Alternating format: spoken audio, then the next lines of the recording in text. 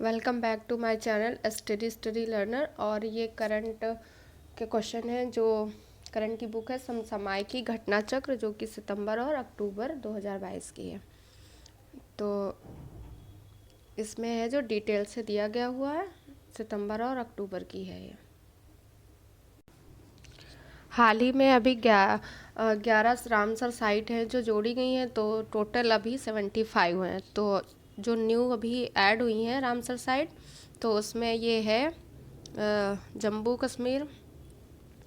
कश्मीर में है सालबुग आर्द्र भूमि संरक्षण रिजर्व, और हाँ दूसरा हाईगम आर्द्र भूमि संरक्षण रिजर्व, ये जम्मू कश्मीर में है। मध्य प्रदेश में है यशवंत सागर, और महाराष्ट्र में है ठाणे क्रीक फ्लेमिंगो अभ्यारण्य है ये। और उड़ीसा में 3 है, हीराकुंड जलाशय, तम्पारा झील और असुम्पा झील। और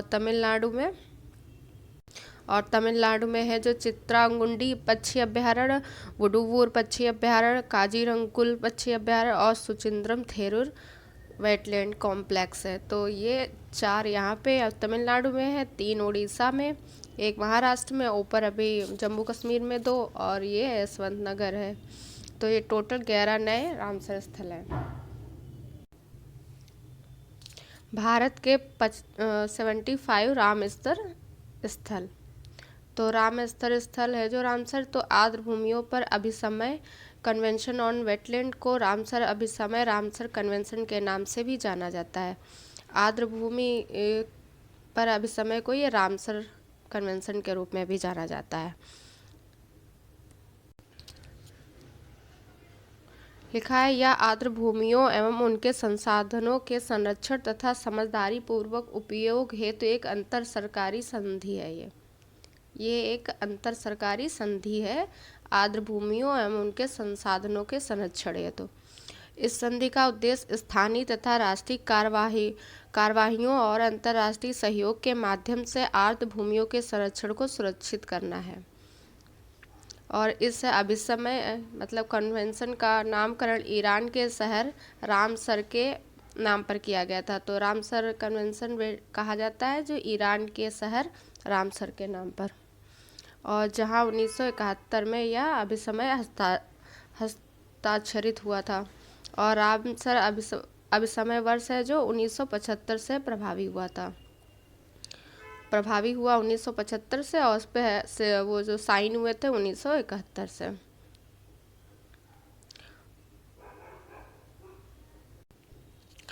और दिया हुआ है वर्तमान में इस कन्वेंशन के हस्ताक्षरकर्ता देशों की संख्या है जो 172 है। देश हैं जो 172 है इसमें। अब रामसर सूची दी गई हुई है। रामसर सूची।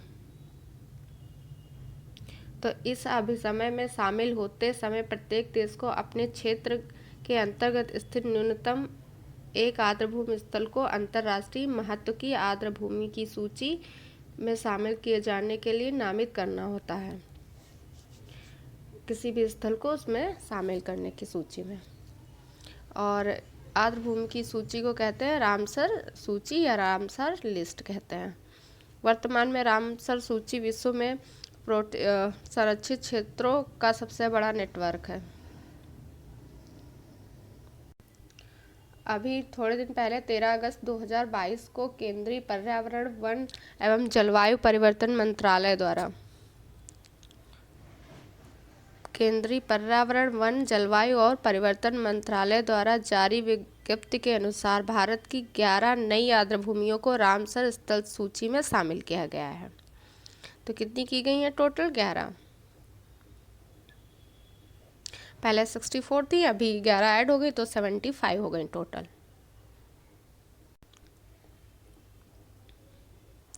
इस प्रकार भारत की स्वतंत्रता के 75वें वर्ष में देश में रामसर स्थलों की कुल संख्या बढ़कर 75 हो गई है। इन स्थलों के अंतर्गत देश का कुल इतना हेक्टेयर क्षेत्र है जो 13,26,677 हेक्टेयर क्षेत्र है जो आच्छादित है। मतलब इतना जो क्षेत्र दिया गया है वो रामसर साइट का है। इन 11 नए स्थलों में से 4 हैं जो तमिलनाडु में हैं। 4 हैं जो तमिलनाडु में, उड़ीसा में 3, जम्मू एवं कश्मीर में 2, मध्य प्रदेश और महाराष्ट्र में से प्रत्येक में 1-1 है। जो तमिलनाडु में 4 है, उड़ीसा में 3, जम्मू कश्मीर में 2 और मध्य प्रदेश और महाराष्ट्र में 1-1, तो टोटल हो गई 11। और सर्वाधिक पहले यूपी में थी सबसे ज़्यादा, अभी हो गई है रामसर संख्या सबसे ज़्यादा तमिलनाडु में। तमिलनाडु में ना 14 हो गई, सबसे ज़्यादा है। ये रामसर साइट्स दिए गए हुए हैं। ये है जो 13 अगस्त 2022 को भारत के 11 नए रामसर स्थल बने, और इसमें ये 4 तमिलनाडु में हो गए, ये वुडवूर पक्षी, चित्रांगुडी, काजीरंगुलम और सुचिंद्रम थेरूर, ये हो गए तमिलनाडु के। और मध्य प्रदेश के देखेंगे, मध्य प्रदेश में हो गया ये यशवंत सागर, जम्मू कश्मीर और उड़ीसा का हो गया तंपारा, ठांडे क्रीक और असुम्पा झील। और जम्मू कश्मीर में है हाइगम आर्द्रभूमि संरक्षण रिजर्व और सालबुग आर्द्रभूमि संरक्षण रिजर्व, टोटल हो गई 11।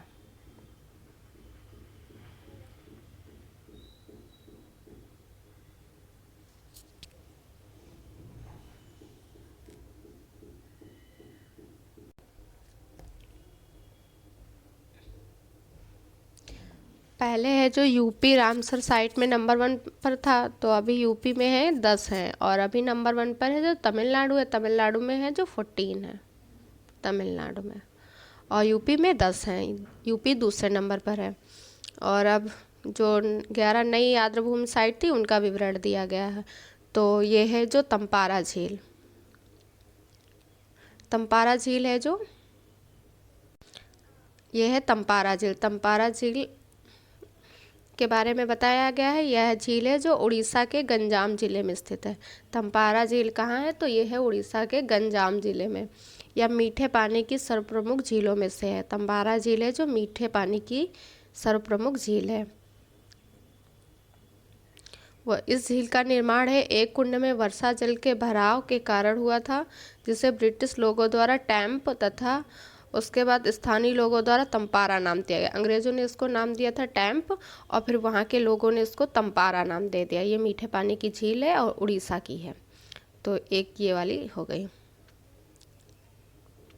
और इस आर्द्रभूमि में न्यूनतम 60 पक्षी प्रजातियां हैं और 46 मत्स्य प्रजातियां हैं और न्यूनतम 48 पादप प्लवक प्रजातियां हैं। तो 60 पक्षी प्रजाति, 46 मत्स्य है और न्यूनतम 48 हैं जो पादप प्लवक हैं।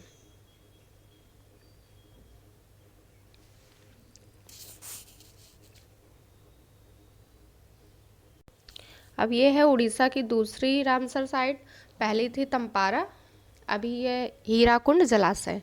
तो हीराकुंड जलाशय में हीराकुंड बांध उड़ीसा के संबलपुर जिले में महानदी पर निर्मित है। तो हीराकुंड बांध है जो उड़ीसा के संबलपुर जिले में महानदी है जो उड़ीसा में है, वहाँ पे हीराकुंड बांध है। तो यह बांध वर्ष 1957 में बनकर तैयार हुआ था। यह बांध विश्व में मिट्टी के सबसे लंबे बांधों में से एक है। मिट्टी के सबसे लंबे बांधों में से एक है विश्व में। बांध के पीछे हीराकुंड जलाशय नामक झील स्थित है। जो हीराकुंड बांध है उसके पीछे एक हीराकुंड जलाशय नामक झील है। इस जलाशय में पाए जाने वाली 54 मत्स्य प्रजातियों में से एक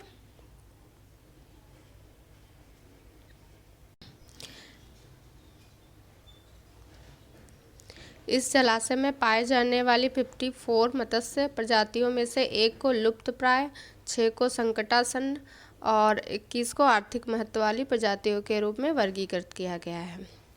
इस स्थल पर 130 से अधिक पक्षी प्रजातियां हैं। यहाँ पर 130 से अधिक हैं। 20 प्रजातियां उच्च संरक्षण महत्व की हैं। यह जलाशय लगभग 300 मेगावाट जल विद्युत उत्पादन तथा 400 यह जलाशय लगभग 300 मेगावाट जल विद्युत उत्पादन करता है। अब ये उड़ीसा की तीसरी है जो रामसर झील बनी हुई है, रामसर साइट में सम्मिलित हुई है, ये झील है अनसुपा झील। ये उड़ीसा की तीसरी है। तो यह झील उड़ीसा के कटक जिले में स्थित है और यह उड़ीसा की सबसे बड़ी ताजे पानी की झील है। उड़ीसा की सबसे बड़ी ताजे पानी की झील कौन हो गई? अनसुपा झील। इसको याद रखेंगे।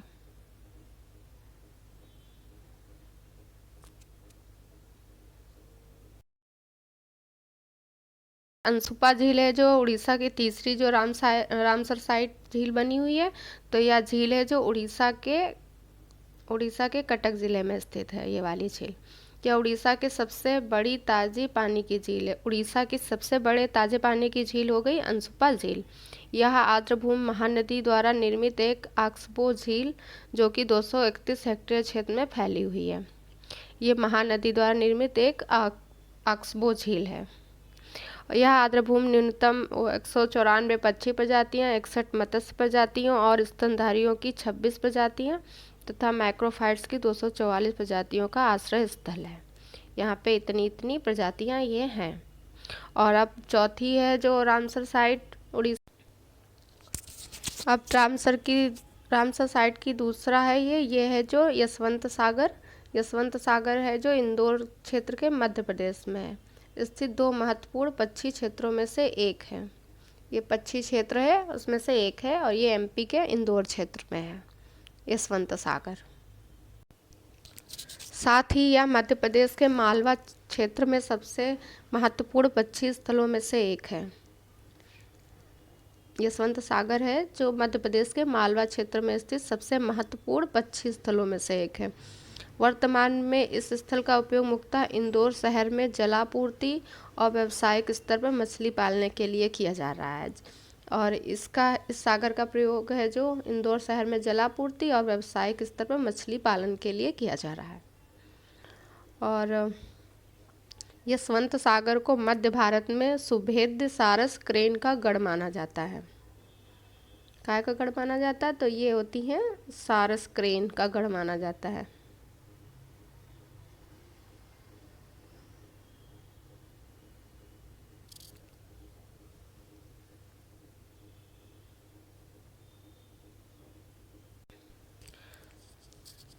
ये रामसर साइट है चित्रांगुडी पक्षी अभ्यारण्य। तो यह अभ्यारण्य तमिलनाडु के रामानाथपुरम जिले में स्थित है। चित्रांगुडी पक्षी अभ्यारण्य है जो तमिलनाडु के रामानाथपुरम जिले में स्थित है। यह आर्द्रभूमि वर्ष 1989 से ही एक संरक्षित क्षेत्र है। यह अभ्यारण्य मूल रूप से सिंचाई टैंक है। इसका उपयोग अक्टूबर से जनवरी तक उत्तर पूर्व मानसून द्वारा संवर्धित जल के कृषि हेतु भंडारण के लिए किया जाता है। ये वाली साइट का प्रयोग है जो मानसून द्वारा संवर्धित जल के कृषि हेतु भंडारण के लिए किया जाता है। नेक्स्ट वो रामसर साइट है जो उसका नाम है सुचिंद्रम थेरूर वेटलैंड कॉम्प्लेक्स। तो ये भी है जो तमिलनाडु के कन्याकुमारी जिले में स्थित सुचिंद्रम थेरूर मनाकुडी संरक्षण रिजर्व का हिस्सा है।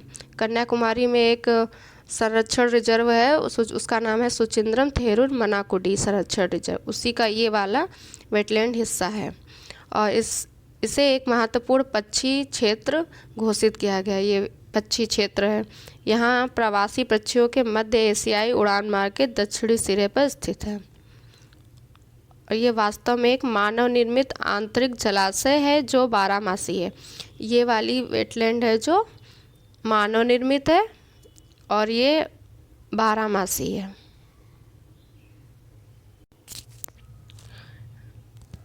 दूसरी रामसर साइट है वुडुवूर पक्षी अभ्यारण्य। तो वुडुवूर पक्षी अभ्यारण्य है जो यह अभ्यारण्य तमिलनाडु के तिरुवूर जिले के नीदामंगलम तालुक में स्थित है। ये वुडुवूर पक्षी अभ्यारण्य है जो तमिलनाडु के तिरुवूर जिले में है। वस्तुतः यह लोक निर्माण विभाग द्वारा घोषित एक सिंचाई टैंक था जिसे जल निकाय में रहने वाले पक्षियों के संरक्षण हेतु वर्ष 1999 में पक्षी अभ्यारण्य घोषित किया गया। पहले यह सिंचाई टैंक था, बाद में इसे पक्षियों के संरक्षण हेतु वर्ष 1999 में पक्षी अभ्यारण्य घोषित किया गया था। नेक्स्ट वेटलैंड है जो कांजीरकुलम पक्षी अभ्यारण्य। तो कांजीरकुलम पक्षी अभ्यारण्य है, ये तमिलनाडु के रामनाथपुर जिले में स्थित एक संरक्षित क्षेत्र है। तो ये तमिलनाडु के रामनाथपुरम जिले में स्थित एक संरक्षित क्षेत्र है, जो 1989 में कांजीरकुलम क्षेत्र को पक्षी अभ्यारण्य के रूप में घोषित किया गया। इसे है जो 1989 में घोषित किया गया था पक्षी अभ्यारण्य। यह स्थल एक महत्वपूर्ण पक्षी क्षेत्र है क्योंकि यहाँ संकटग्रस्त स्पॉट बिल्ड पेलिकन प्रजनन करती है। Spot billed pelican.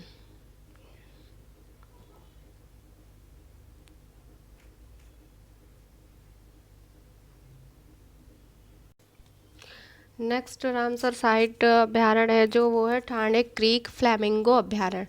तो ठाणे क्रीक फ्लैमिंगो अभ्यारण्य है जो महाराष्ट्र के मुंबई उपशहर में स्थित है। ये ठाणे क्रीक फ्लैमिंगो अभ्यारण्य है जो महाराष्ट्र के मुंबई में है। यह वन्य जीव के लिए एक महत्वपूर्ण आवास है और फ्लैमिंगो एवं अन्य एवियन प्रजाति के लिए जाना जाता है। ये किसके लिए जाना जाता है? जो फ्लैमिंगो एवं अन्य एवियन प्रजाति हैं जो उनके लिए, और यह वन्य जीवों के लिए महत्वपूर्ण है। इस क्रीक में ताज़े पानी के कई स्रोत हैं जिनमें उल्हास नदी सबसे बड़ी है। इस जो क्रीक है यहाँ पे ये ताज़े पानी के कई स्रोत है, उनमें सबसे बड़ी है जो उल्हास नदी है जो सबसे बड़ी है। ठाणे क्रीक दोनों किनारों पर मैंग्रोव से घिरा हुआ है, मैंग्रोव वन है उससे घिरा हुआ है, और यह कुल भारतीय मैंग्रोव प्रजातियों के लगभग 20% को समाहित करता है। 20% है मैंग्रोव प्रजातियाँ, तो यहीं पे हैं 20%।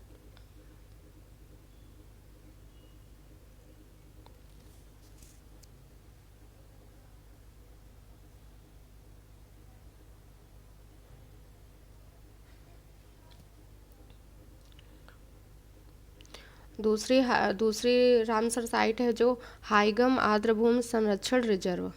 ये है हाइगम आर्द्रभूमि संरक्षण रिजर्व। यह स्थल जम्मू एवं कश्मीर के बारामूला जिले में स्थित है। यह आर्द्रभूमि झेलम नदी के बेसिन के अंतर्गत स्थित है और स्थानीय समुदायों के लिए बाढ़ अवशोषण बेसिन, जैव विविधता संरक्षण स्थल, पारिस्थितिकी पर्यटन स्थल और आजीविका सुरक्षा में महत्वपूर्ण भूमिका निभाती है ये। हालांकि अत्यधिक गार यहाँ पे जो गार है बहुत ज़्यादा मात्रा में, उसके कारण अपनी आर्द्रभूमि विशेषताओं को काफ़ी हद तक खो दिया इसने, क्योंकि यहाँ पे बहुत मात्रा में गार है इसीलिए। तो ये थी हाइगम आर्द्रभूमि संरक्षण रिजर्व, ये जम्मू कश्मीर के बारामूला ज़िले में है। दूसरी रामसर साइट है सालबुग आर्द्रभूमि संरक्षण रिजर्व। सालबुग आर्द्रभूमि संरक्षण रिजर्व ये है जो ये भी जम्मू कश्मीर में है। ये आर्द्रभूमि जल भृतों के पुनर्भरण मतलब दोबारा इसको रिचार्ज के लिए महत्वपूर्ण इसके लिए है। और 3 अगस्त 2022 को केंद्रीय पर्यावरण, वन एवं जलवायु परिवर्तन मंत्रालय द्वारा विज्ञप्ति के अनुसार भारत के 10 नए स्थलों को रामसर स्थल घोषित किया गया था। ये कुछ रामसर राज्य दिए गए हुए हैं और उनमें कौन कौन सी रामसर साइट है उनके नाम दिए गए हैं और कब शामिल हुई वो डेट दी गई है। तो ये पहला है जो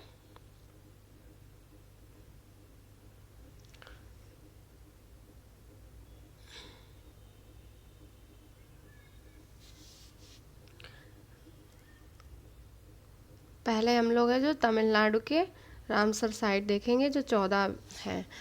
रामसर साइट है जो यहाँ पे मन्नार की खाड़ी, समुद्री जीवमंडल रिजर्व, ये सब हैं जो तमिलनाडु के पढ़ेंगे अभी। तो ये है जो 8 अप्रैल 2022 को सूची में शामिल की गई थी। इसका क्षेत्रफल इतना है। दूसरी है पॉइंट कैलिमियर वन्यजीव और पक्षी अभ्यारण्य, ये 19 अगस्त 2002 को शामिल की गई थी। और फिर ये विचवरम मैंग्रोव है जो ये भी 8 अप्रैल 2022 को।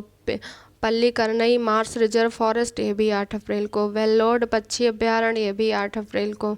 और कुथुनकुलम पक्षी अभ्यारण्य है जो ये 8 और नवंबर 2021 को किया गया था। सन याद रखेंगे। कुथुनकुलम पक्षी अभयारण्य, किरीकिरी पक्षी अभयारण्य, उद्यामार्थन दापुरम पक्षी अभयारण्य और वेदांतथंगल पक्षी अभयारण्य और वेमनूर वेटलैंड कॉम्प्लेक्स, चित्राकुंडी पक्षी अभयारण्य और सुचिंद्रम थेरूर वेटलैंड कॉम्प्लेक्स, वुडवूर पक्षी अभयारण्य, कांजीकुरम पक्षी अभयारण्य। तो ये टोटल 14 थी, वो तमिलनाडु की थी। अभी पंजाब की जो रामसर साइट है उनका नाम है और उनकी डेट है जब शामिल हुई थी।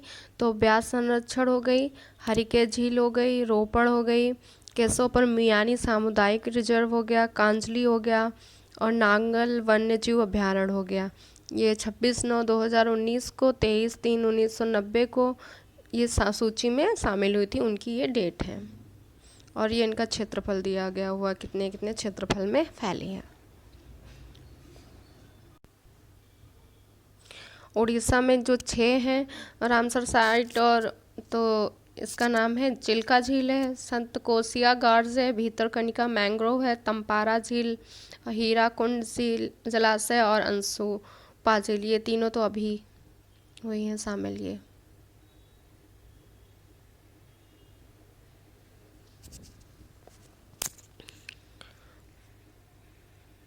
अभी जम्मू कश्मीर में 5 रामसर साइट की टोटल 5 है।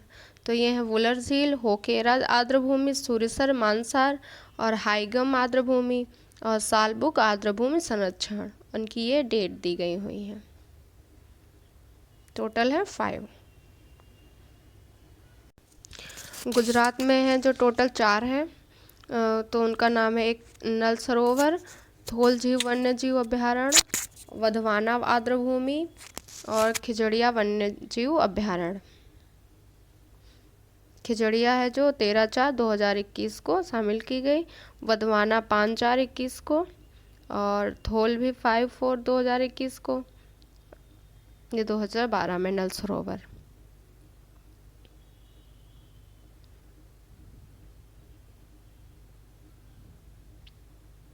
अब ये हैं जो एमपी की हैं 4।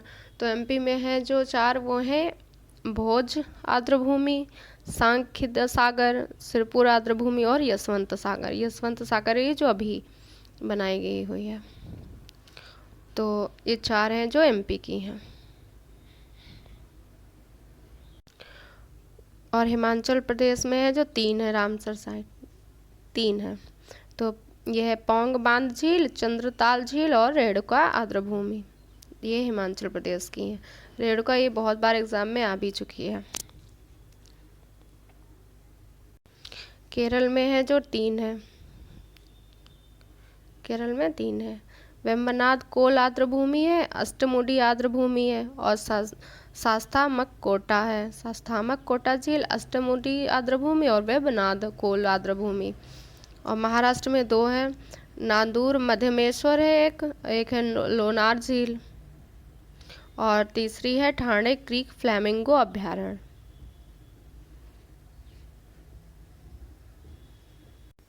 और लद्दाख में 2 हैं। लद्दाख में एक है सो मोरिरी है और सोकर आर्द्रभूमि है। ये हैं जो लद्दाख की हैं।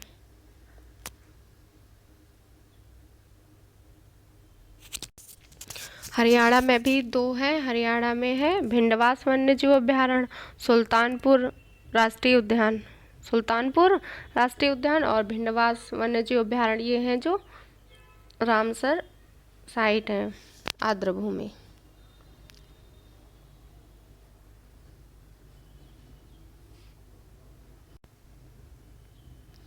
राजस्थान में है जो 2 हैं। राजस्थान में 2 हैं, एक है सांभर झील, एक है केवलादेव राष्ट्रीय उद्यान। सांभर झील एक है केवलादेव राष्ट्रीय उद्यान।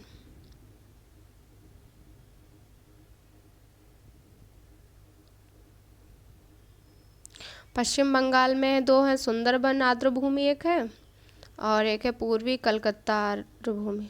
सुंदरबन आर्द्रभूमि है, पूर्वी कलकत्ता आर्द्रभूमि, ये दोनों पश्चिम बंगाल में है। उत्तराखंड में एक है केवल आसन संरक्षण रिजर्व। गोवा में भी एक है, नंदा झील है केवल। कर्नाटक में एक है रंगनाथिट्टू पक्षी अभयारण्य। तो उत्तराखंड, गोवा और कर्नाटक इसमें है जो एक एक है। और आंध्र प्रदेश में भी ये एक है कोलोरो झील। कोलेरो झील है जो आंध्र प्रदेश की, वो भी एक रामसर साइट या आर्द्रभूमि झील है। आंध्र प्रदेश में है जो एक है कोलेरो झील। बिहार में भी एक है काबर ताल आर्द्रभूमि। असम में एक है दीपोर बील। मणिपुर की है लोकटक झील, ये भी आर्द्रभूमि है। और मिजोरम पाला आर्द्रभूमि। त्रिपुरा में है रुद्रसागर झील। तो गोवा, आंध्र प्रदेश, बिहार, असम, मणिपुर, मिजोरम, त्रिपुरा, इन सब में ना एक एक आर्द्रभूमि साइट है, रामसर साइट है। अब है इसमें जो 16वां राष्ट्रपति चुनाव, जो अभी राष्ट्रपति चुनाव हुआ है, 16वां राष्ट्रपति चुनाव था। भारत के नए राष्ट्रपति व्यक्ति के रूप में है जो 15वें थे। निर्वाचन हेतु 16वें राष्ट्रपति चुनाव संबंधी अधिसूचना है जो 15 जून 2022 को जारी की गई थी। तो 16वें राष्ट्रपति चुनाव की जो अधिसूचना है जो वो 15 जून 2022 को जारी की गई थी। नामांकन दाखिल करने की अंतिम तिथि थी 29 जून और जांच की अंतिम तिथि 30 जून थी। अभ्यर्थिता वापस लेने की अंतिम तिथि 2 जुलाई और मतदान की तिथि है जो 18 जुलाई। मतदान कब हुआ था? 18 जुलाई। तथा मतगणना की तिथि थी 21 जुलाई 2022। ये था 16वां राष्ट्रपति चुनाव। द्रौपदी मुर्मू के बारे में। तो द्रौपदी मुर्मू का जन्म है जो 20 जून 1958 को हुआ था उड़ीसा के मयूरभंज जिले में। कहाँ हुआ था? उड़ीसा के मयूरभंज जिले में। यह संथाल जनजाति से हैं। जनजाति समुदाय से राष्ट्रपति बनने वाली पहली व्यक्ति हैं। जनजाति समुदाय से पहली राष्ट्रपति बनने वाली व्यक्ति हैं ये। और प्रतिभा देवी पाटिल के बाद यह भारत की राष्ट्रपति बनने वाली दूसरी महिला है। पहली महिला थी जो प्रतिभा देवी सिंह पाटिल थी और द्रौपदी मुर्मू है जो सेकंड नंबर पे है। वह भारत के राष्ट्रपति के पद पर आसीन होने वाली सबसे युवा व्यक्ति हैं।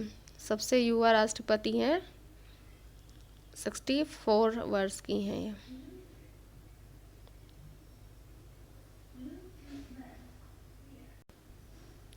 यह भारत की पहली ऐसी राष्ट्रपति हैं जिनका जन्म देश के स्वतंत्रता के बाद हुआ था। वे वर्ष 2015 से 2021 तक झारखंड की 9वीं राज्यपाल के रूप में कार्य करती थी। तो ये पहले झारखंड की राज्यपाल थी 2015 से 2021 तक। वर्ष 2000 से 2004 के मध्य उड़ीसा सरकार में विभिन्न मंत्रालयों का कार्यभार संभाल चुकी हैं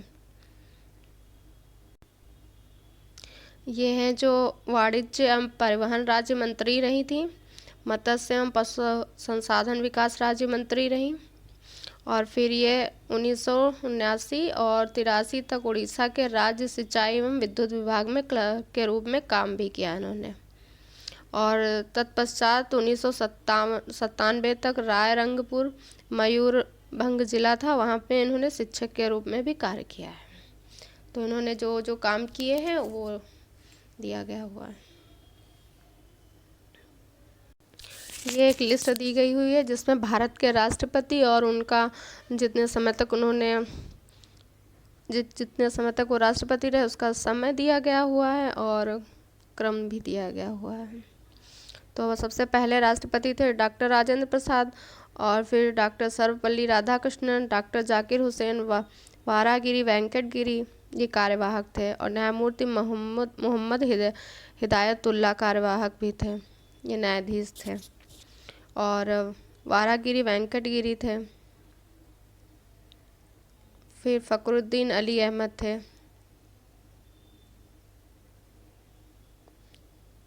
इन्हीं के समय है जो आपातकाल लगा था। और BD सत्ती कार्यवाहक थे। नीलम संजीव रेड्डी और ज्ञानी जैल सिंह इन्होंने है जो वीटो पावर का यूज किया था। राष्ट्रपति थे जिन्होंने वीटो पावर का प्रयोग किया था वो थे ज्ञानी जैल सिंह।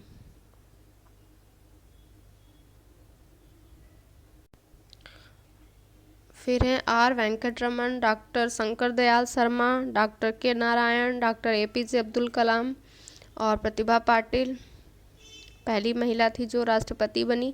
ये प्रणब मुखर्जी, फिर रामनाथ कोविंद थे, अभी द्रौपदी मुर्मू हैं। 15वें नंबर की हैं ये।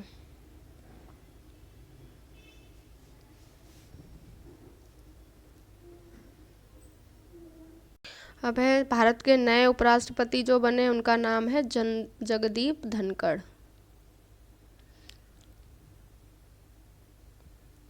6 अगस्त 2022 को 16वें उपराष्ट्रपति चुनाव संपन्न हुए और इसकी मतगणना है जो 6 अगस्त को किया गया और परिणाम भी इसी दिन जारी किया गया था।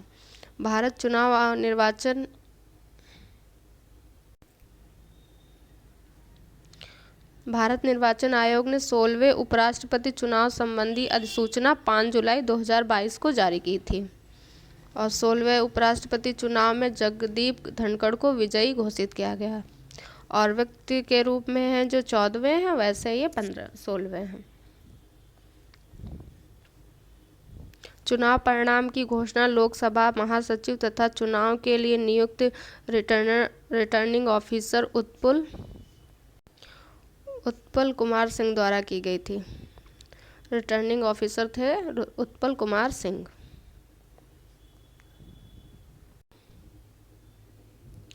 11 अगस्त 2022 को जगदीप धनखड़ द्वारा भारत के नए उपराष्ट्रपति के रूप में शपथ ग्रहण, तो इन्होंने ग्रहण की थी जो शपथ, वो थी 11 अगस्त 2022 को।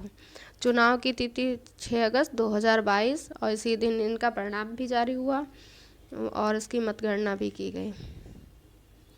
इन्हें जो कुल वैध मतों की संख्या 710 थी और राज्यसभा के 233 निर्वाचित सदस्य थे, 12 मनोनीत सदस्य थे और लोकसभा के 543 निर्वाचित सदस्य, निर्वाचक मंडल में शामिल होने वाले सदस्य थे इतने। राज्यसभा के 233, राज्यसभा के 12 मनोनीत और लोकसभा के 543 निर्वाचित सदस्य।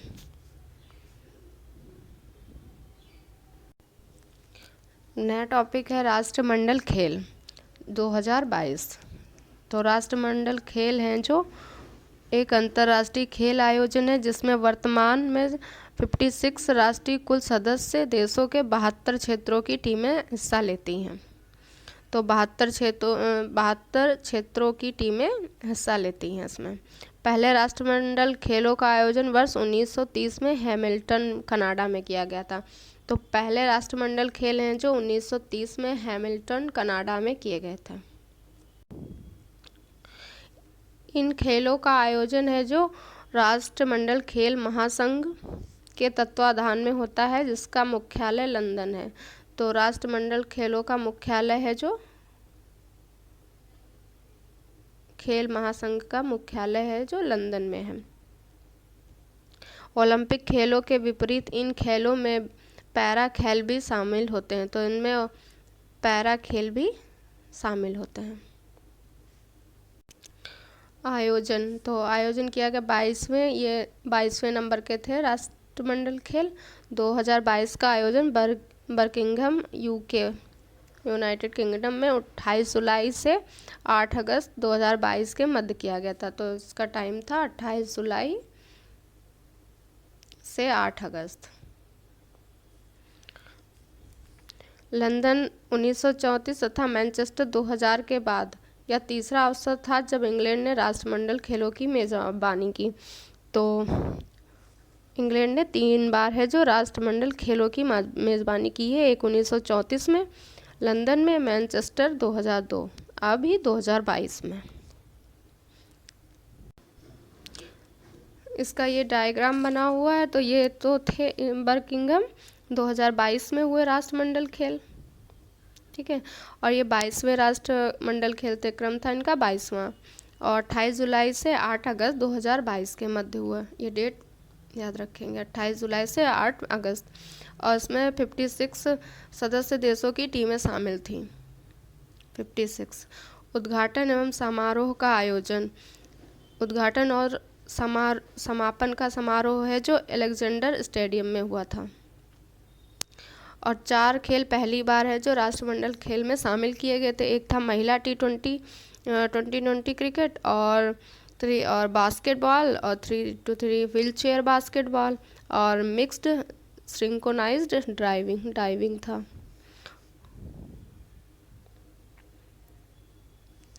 और यह सबसे सफल एथलीट इसमें थी एम्मा मैक्यून, ऑस्ट्रेलिया की तैराक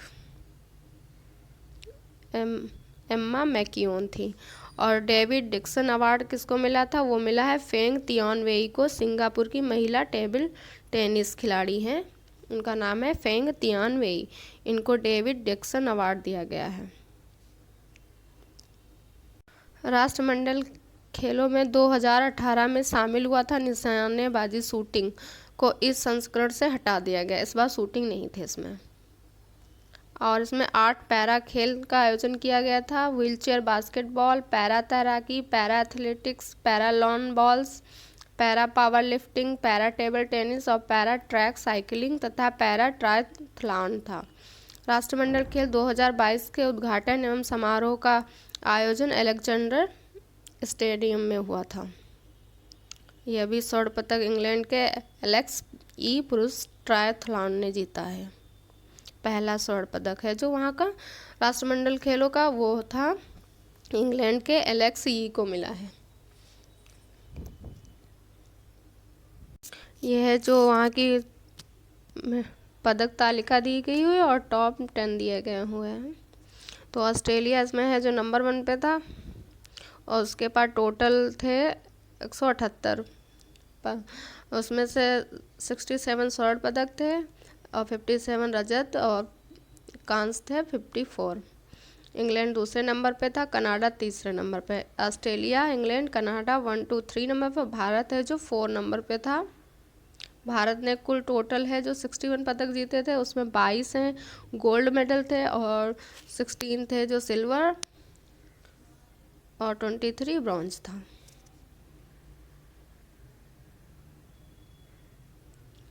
फिर 5th नंबर पे न्यूजीलैंड था, स्कॉटलैंड, नाइजीरिया, वेल्स, दक्षिण अफ्रीका और टॉप 10 में जो 10 नंबर पे मलेशिया था।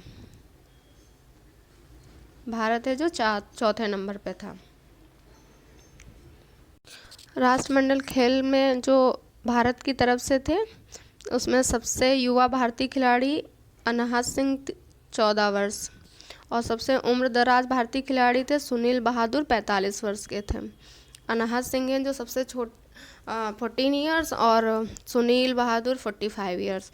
भारत के लिए पहला पदक जो रजत था वो था संकेत सरगर ने जीता था। और अचंत शरत कमल भारत के सबसे सफल खिलाड़ी थे। ये अचंत शरत कमल।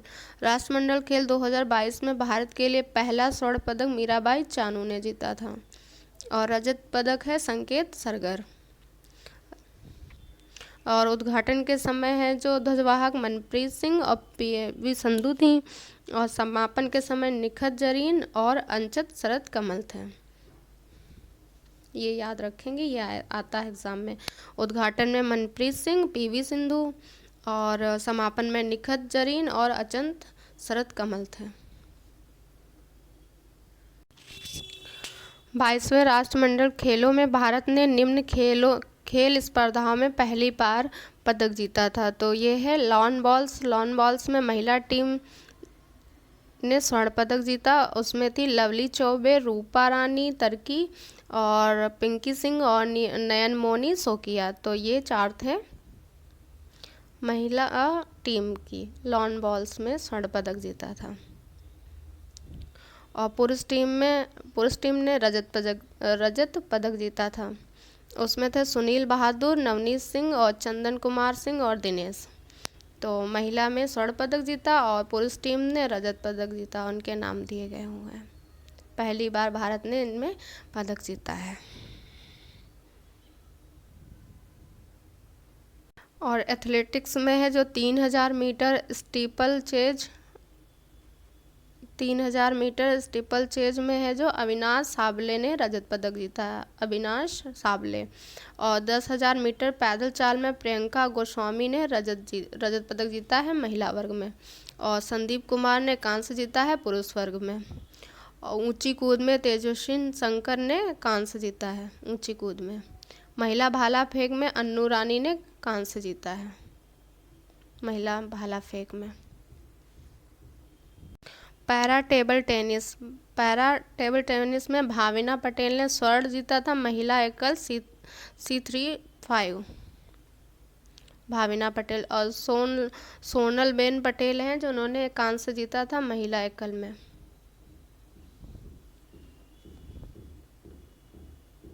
अंचित शरद कमल, तो ये हैं जो 40 वर्षीय टेनिस खिलाड़ी हैं। 3 इन्होंने स्वर्ण सहित कुल 4 पदक जीतकर राष्ट्रमंडल खेल 2022 में भारत के सबसे सफल खिलाड़ी बने हैं। ये भारत के हैं। इन्होंने टोटल 4 जीते हैं, उनमें से 3 स्वर्ण पदक हैं। इन्होंने पुरुष एकल, मिश्रित युगल और पुरुष टीम स्पर्धा में स्वर्ण, जबकि पुरुष युगल स्पर्धा में रजत पदक जीता है इन्होंने। अंचित शरद कमल। और ये समापन में है जो ध्वजवाहक भी थे।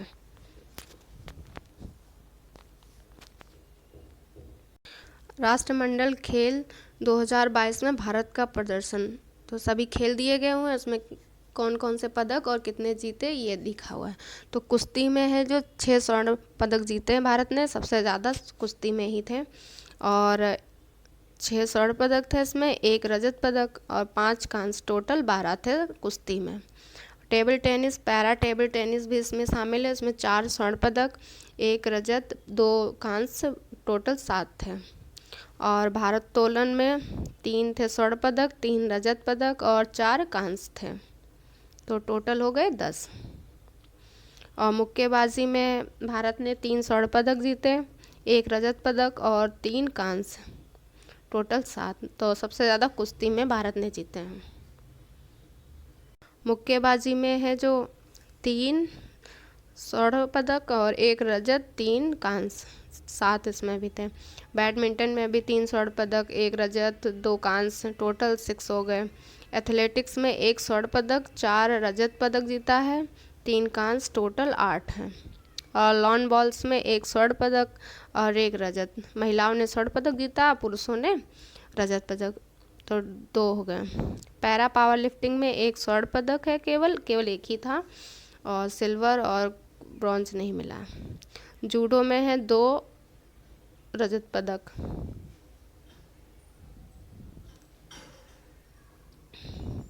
हॉकी में है जो 1 सिल्वर मिला था और 1 ब्रॉन्ज। क्रिकेट में 1 सिल्वर और स्क्वैश में 2 ब्रॉन्ज। तो ये टोटल 22 स्वर्ण पदक थे, 16 सिल्वर थे, 23 कांस्य पदक, टोटल 61 थे। ये पेरी, तो वर्ष 2022 के राष्ट्रमंडल खेलों का आधिकारिक शुभंकर था पेरी। यह बहुरंगी बैल है, बहुरंगी बैल था। पेरी किसी भी बहु खेल का आयोजन का पहला ऐसा शुभंकर है जिसे ऑगमेंटेड रियलिटी के माध्यम से साकार किया गया है। यह शुभंकर वर्ष 2020 में आयोजित एक राष्ट्रीय डिजाइन प्रतियोगिता की विजेता 10 वर्षीय एम्मा लोउ द्वारा निर्मित डिजाइन से प्रेरित है। तो शुभंकर था पेरी, बहुरंगी बैल।